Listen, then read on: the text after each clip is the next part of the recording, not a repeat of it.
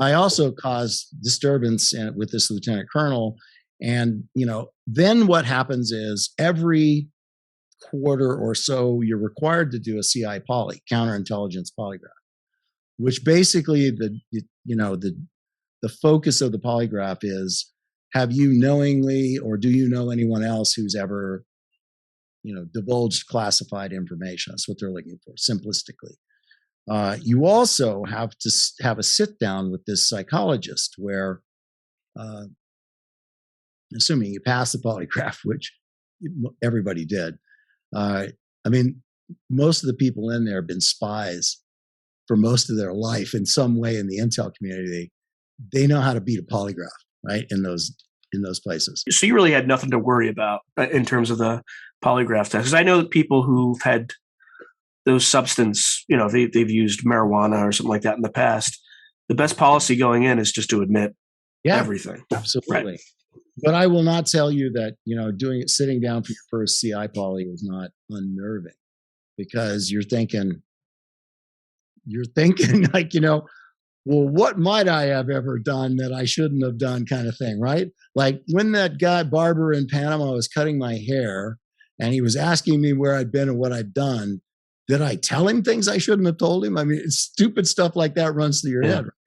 So you take the first poly and, it comes out that no deception indicated. And so you're good. Now you go to your meeting with a psychologist. So you're sitting down with a psychologist, which I would assume it's not unlike a therapy session back in those days, right? And the first one, I sit down with him and he goes through his line of questions and I answer the questions. And then always his last sentence was, "And is there anything else you'd like to talk about?" Which I found to be a really creepy approach, right? Like, what do you mean? Like bedwetting or something? How was it said? Was it said like in a neutral register, or was it kind of a suggestive register? It was the one time out of the entire list of questions that he was, checking a box. And he looks straight at you and goes, "And is there anything else you would like to talk about?" A really kind of invasive, prying sort of energy with him, which put me off the first time that happened. And I just said, no, sir. And do you think the Army knew about your experience, like the vision that you had? Okay, no, I took it very seriously. But months go by, and I'm busy, up the Pentagon, back down, Pentagon, back, and comes time, another poly.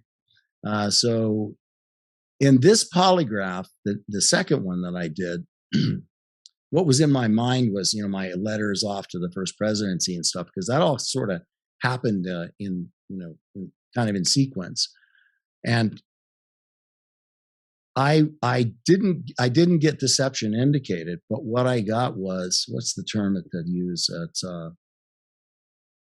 evasiveness, or no, inconclusive. I'm sorry. Okay. Polygraph is inconclusive.